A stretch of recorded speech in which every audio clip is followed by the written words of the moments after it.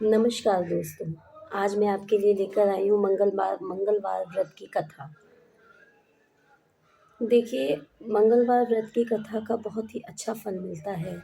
मंगलवार को व्रत करते हैं तो इस कथा को ज़रूर सुनिए, और अगर आप मंगलवार की व्रत नहीं भी करते हैं तो भी एक बार इस कथा को ज़रूर सुनिए। मंगलवार के दिन इस कथा को सुनने से घर में सुख, शांति और समृद्धि आती है। चलिए हम अपनी कथा शुरू करते हैं।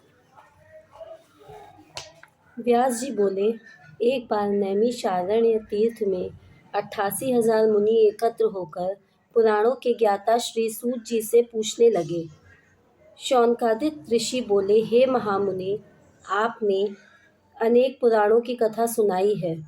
अब कृपया करके ऐसा व्रत और कथा बताएं जिसके करने से संतान की प्राप्ति हो तथा मनुष्यों को रोग, शोक, अग्नि, सर्प आदि का भय ना हो, क्योंकि कलयुग में जीवों की आयु कम है, फिर भी उन्हें रोग आदि घेरे रहते हैं।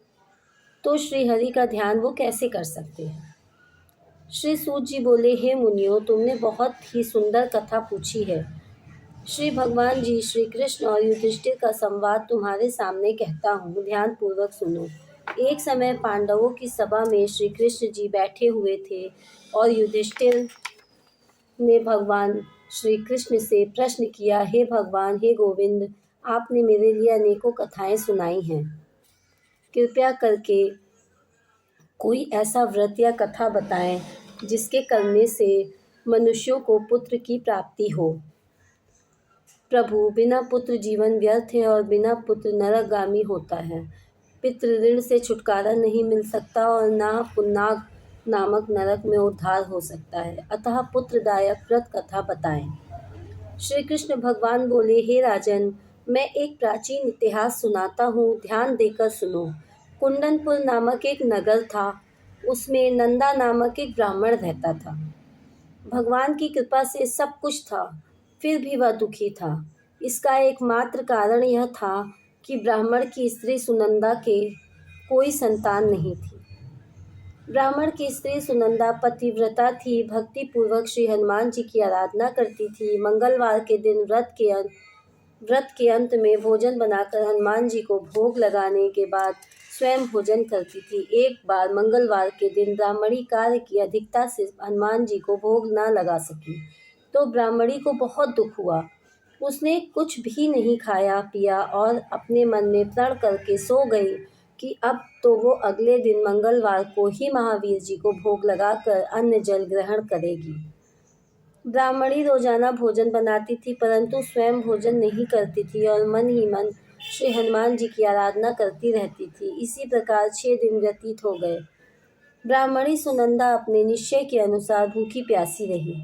ब्राह्मणी सुनंदा अपने निश्चय के अनुसार भूखी प्यासी रही। मंगलवार को सुनंदा प्रातःकाल ही मूर्छित होकर गिर पड़ी। उसकी भक्ति के प्रभाव से हनुमान जी प्रसन्न हो गए और प्रकट होकर बोले, मैं तेरी भक्ति से प्रसन्न हूँ, तू वर मांग। सुनंदा बोली, प्रभु, मेरे कोई संतान नहीं है, कृपया करके पुत्र व कन्या प्रदान करें, आपकी अति कृपा होगी। श्री महावीर जी बोले, तेरी इच्छा पूर्ण होगी, तेरे एक कन्या पैदा होगी और उसके अष्टांग रोज सोना दिया करेंगे। इस प्रकार से कहकर महावीर जी अंतर्ध्यान हो गए। ब्राह्मणी बहुत ही प्रसन्न हुई और उसने सभी समाचार अपने पति को से कहा। ब्राह्मण देव कन्या का वरदान सुनकर वह बहुत दुखी हुए, परंतु सोने की बात सुनी तो बहुत ही प्रसन्न हुए। विचार किया, कन्या के साथ मेरी निर्धनता भी समाप्त हो जाएगी। हनुमान जी की कृपा से वह ब्राह्मणी गर्भवती हुई और 10वें महीने में जाकर उसने बहुत ही सुंदर कन्या रूपी रत्न प्राप्त किया। यह बालिका जिस प्रकार शुक्ल पक्ष का चंद्रमा बढ़ता है, ठीक उसी प्रकार पिता के घर में नित्य प्रति बढ़ने लगी। 10वें दिन ब्राह्मण ने इस कन्या का नामकरण संस्कार कराया, तो उसके कुल पुरोहित ने इस बालिका का नाम रत्नबाला रखा, क्योंकि यह कन्या सोना दिया करती थी। इस कन्या के पूर्व जन्म में बड़े ही विधि विधान पूर्वक मंगल देव का व्रत किया था। रत्नबाला काष्ठांग बहुत सा सोना देता था। इस सोने से वह ब्राह्मण बहुत ही धनवान हो गया, जिससे उस नंदा ब्राह्मण को बहुत ही मद तथा अभिमान हो गया। सुनंदा ने देखा कि उसकी पुत्री विवाह के योग्य हो गई है और उसने अपने पति ब्राह्मण देवता को अत्यंत प्रसन्न देखकर अपने पति से बोली, मेरी पुत्री रत्नबाला विवाह के योग्य हो गई है, अतः आप कोई सुंदर तथा सुयोग्य वर देखकर विवाह कर दें, क्योंकि शास्त्रों की आज्ञा है 8 वर्ष में गौरी, 9 वर्ष में रोहिणी, 10 वर्ष तक कन्या, इसके बाद रजस्वला संज्ञा हो जाती है। गौरी दान में पाताल लोक की प्राप्ति होती है, रोहिणी के दान में वैकुंठ की प्राप्ति होती है और कन्या के दान से इस लोक में सभी सुखों की प्राप्ति होती है। अगर हे पतिदेव रजस्वला का दान किया जाता है तो घोर नरक की प्राप्ति होती है। ब्राह्मण बोला, अभी तो रत्नबाला 10 ही वर्ष की है और देख मैंने तो 16-16 साल की कन्याओं का विवाह कराया है, अभी जल्दी ही क्या है। ब्राह्मणी बोली, आपको तो लोभ अधिक हो गया है। अगर 11वें वर्ष में विवाह नहीं होता है तो उसके मासिक धर्म का रक्त पिता और बड़े भाई को पान करना पड़ता है। शास्त्र में कहा भी है कि माता पिता बड़ा भाई जो रजस्वला कन्या को देखते हैं तो वह अवश्य ही नरकगामी होते हैं। ब्राह्मण बोला, अच्छा, कल मैं अवश्य ही लड़का देखने के लिए जाऊंगा और दूत भेजूंगा। दूसरे दिन ब्राह्मण ने अपने दूत को बुलाया और आज्ञा दी कि जैसे मेरी कन्या है वैसे ही सुंदर वर तलाश कर लाओ। दूत ने अपने स्वामी की आज्ञा पाकर मुंबई नगर में एक सुंदर ब्राह्मण के बालक को देखा। बालक देखने में बहुत सुंदर था तथा ब्राह्मणों के सभी गुण इस बालक में मौजूद थे।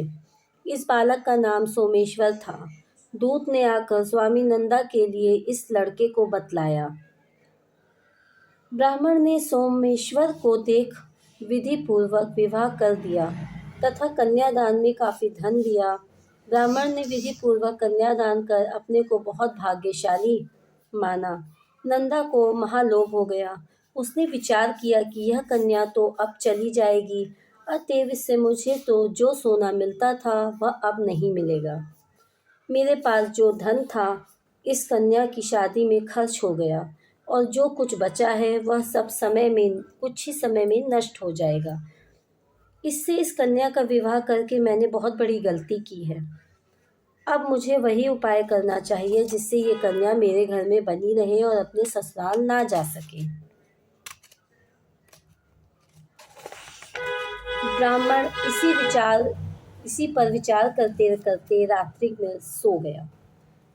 उसने विचार किया कि जब कन्या को लेकर सोमेश्वर अपने घर के लिए जाएगा तो वह छिपकर मार्ग में उसका वध कर देगा और अपनी कन्या रत्नबाला को अपने घर ले आएगा, जिससे उसके लिए नियमित रूप से सोना मिलता रहेगा और समाज में कोई मनुष्य उसे दोष भी नहीं दे सकेगा।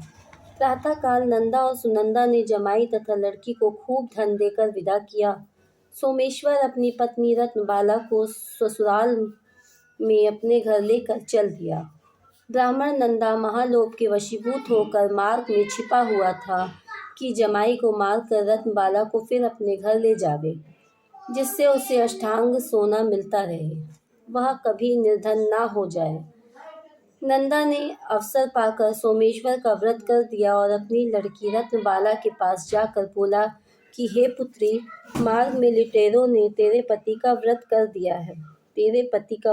दिया है। अब तू घर चल, वहां पर ही रहकर अपने शेष जीवन को व्यतीत कर। भगवान की इच्छा के आगे किसी का कोई वश नहीं चलता है। उसे जो अच्छा लगता है वही करता है और चलो बेटी, जो भाग्य में लिखा है वही होगा, इसमें किसी का कोई वश नहीं है।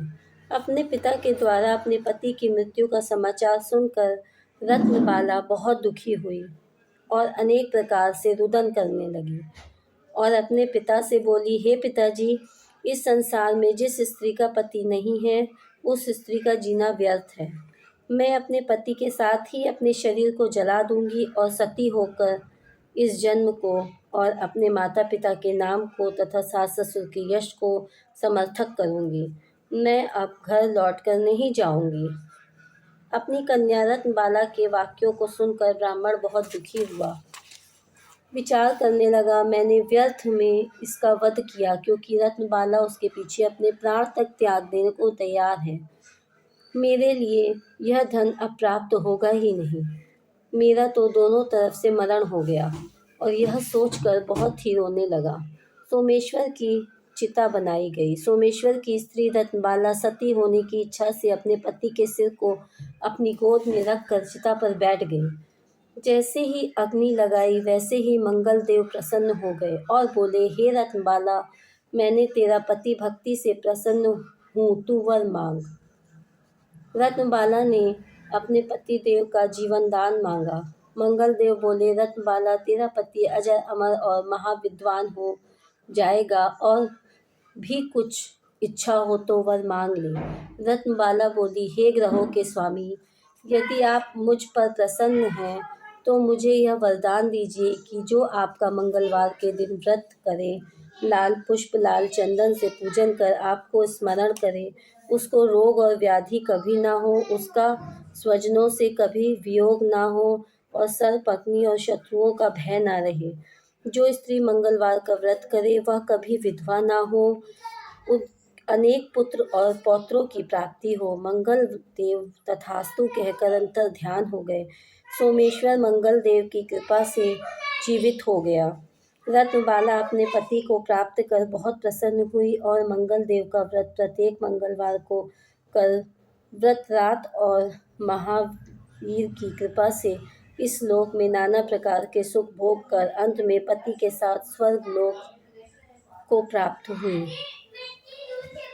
यहाँ पर हमारे मंगलवार की कथा समाप्त होती है। और आपको ये कथा कैसी लगी कमेंट करके ज़रूर बताइए। प्लीज़ हमारे इस चैनल को लाइक और सब्सक्राइब ज़रूर करिए, ताकि हम आपके लिए कुछ अच्छी बातें, कुछ सुंदर बातें, कथाएं और अच्छी जानकारियाँ लेके आ सकें। और एक बार इस व्रत कथा को अपने घर परिवार में ज़रूर चलाइए और सुनिए। नमस्कार।